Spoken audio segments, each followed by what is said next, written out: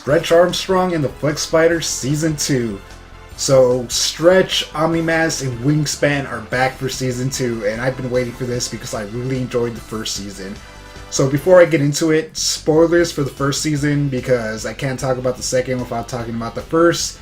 So if you haven't seen it, go check out the first season. I highly recommend it. You're doing yourself a disservice if you haven't watched it yet. It's a good show. So the second season. In the last season, Rook, who had been working with the team and pretty much was their mentor, turned on them. It turned out he was the Stretch monster, and he betrayed them, and he made them look like enemies to the public. So now the Flex Spiders are joined with Dr. C and Blind Strike, two of their enemies from the first season, and they work together to try to take down Rook. So this season is a lot of the good stuff that I enjoyed from the second season. Some nice character moments with each characters, we get an understanding of who they are, and, school life problems as well as superhero problems. We get a few new awesome bad guys added to their rogues gallery. My personal favorite is the Gentleman, I believe his name is. He's like this cyborg British gentleman guy who's very proper and everything. I just love him, the way he talks, the way he acts. He's just a great character, and I hope if they get a third season, he makes it into it because he was a great character and overall enjoyed him. A lot of great action. Good comedy, just a lot of the great stuff, like I said, that made the first season great is here again, except the characters are a little bit more developed and seasoned, so it's really interesting. And I love seeing the different dynamics now because their old allies are their enemies and their old enemies are their allies. So it's a new status quo that kind of changes a lot of things up, and they have to get used to it, which is something I really enjoyed because now they're heroes and everyone hates them because they think they're enemies, which adds a little bit of an interesting twist to their dynamic and their characters because they can't just go out into the open and be like, hey, we're heroes, because now everyone boos them or is afraid of them, which is very interesting. It's a very, I guess you could say, Spider-Man-like thing. There's sometimes where Spider-Man's just hated by the public because people fan the flames of hatred towards him. He's like, oh, who is this guy? He's evil, So I really enjoyed that aspect. Overall, the season is great. Like I said, just fantastic. I love this show. It reminds me of those superhero shows from the 90s, like Batman, the animated series, Static Shock, Justice League Unlimited. Just great shows like that I used to love when I was little. I used to watch them on Saturday mornings. And this show is exactly the same thing. I think I said this in my first, or the season 1 review. It's a great show. If you love those shows, you're definitely going to enjoy this show. I cannot recommend this show enough. Definitely go check it out if you haven't. It's really good. It's just really good. So I give this season a 9 out of 10. There was a lot to love. A few things that kind of irked me a little bit about one of the big twists at the end, but it's not a big deal. It's just a personal matter, and it shouldn't affect the overall score of the show or this season. So like I said, a 9 out of 10. Woo, 9 out of 10. Great season. Really loved it.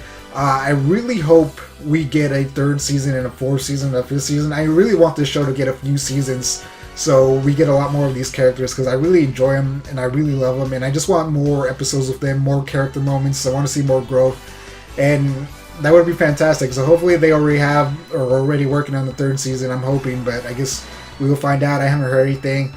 So I want to talk a little bit about spoilers because I just want to talk about it. So if you haven't seen the season, definitely go check it out. Like I said, it's great. It's fantastic. I cannot recommend it anymore. It's amazing. So go check it out. So spoilers. I'm going to count to 5. If you're not gone, you've been warned. 5, 4, 3, 2, 1. Spoilers. So in this season, the Tech Men become more prominent villains. And they were in the first season, I believe, in 1 episode. I don't know if they were in 2. And they were somewhat mysterious. I think it was 2. They were somewhat mysterious. They kind of knew what was going on with Rook and everything like that, so it was very interesting. So we get to find out a lot more about the Tech Men in this season, and we find out who the leader of the Tech Men is, which it turns out to be Kane, which was the twist that kind of irked me.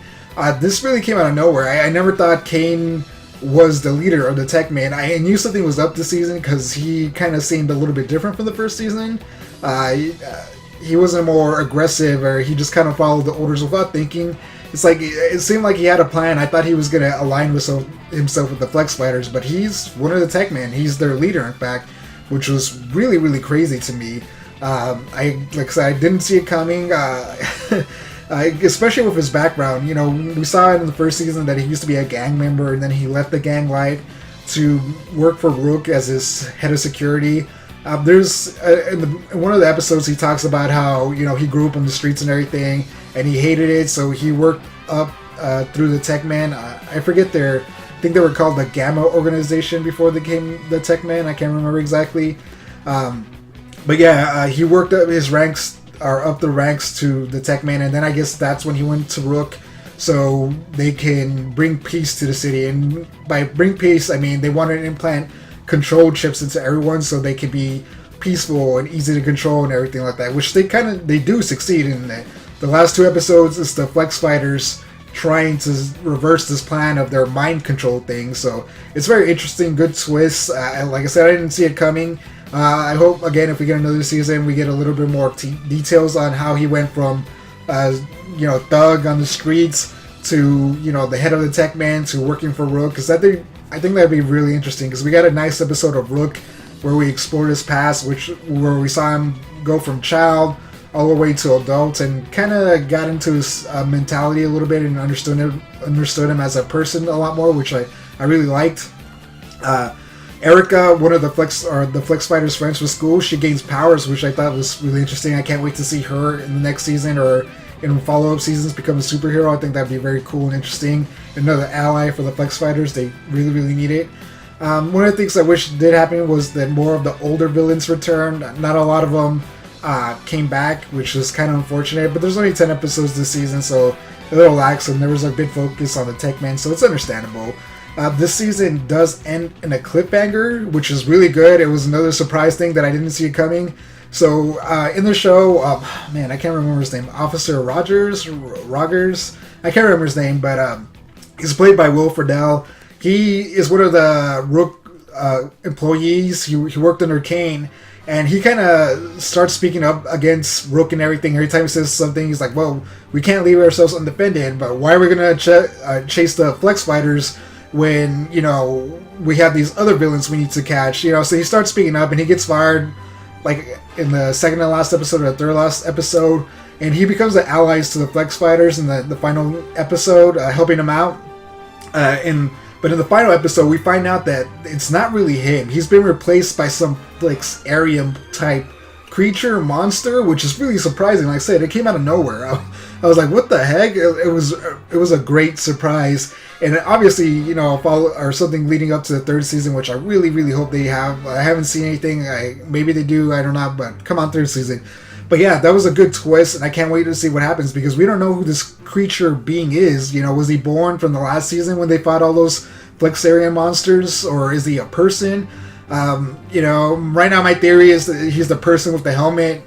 I don't know if you guys know what I'm talking about. They showed him a few times in the season, but he was in the 1st season. Like, he goes to work and he just puts on a helmet, and I think he became a big monster. I think that's him, but I guess we'll see. But anyway, this monster can shapeshift into other people, which no one else can do, if I'm remembering correctly. So it's really very, very interesting. So yeah, that was the season. Really enjoyable. A lot of great setup for hopefully the next 3rd season. And I just loved it. If you haven't seen it, go check it out. And if you have, let me know what you think about it. Do you love it? Do you hate it? You know, is it a great superhero cartoon show? Let me know in the comments below. As always, thank you for watching, like and subscribe, and I will catch you in the next one. Peace out. Hey, if you like this video, we have several other awesome videos you can check out. And again, thanks for watching.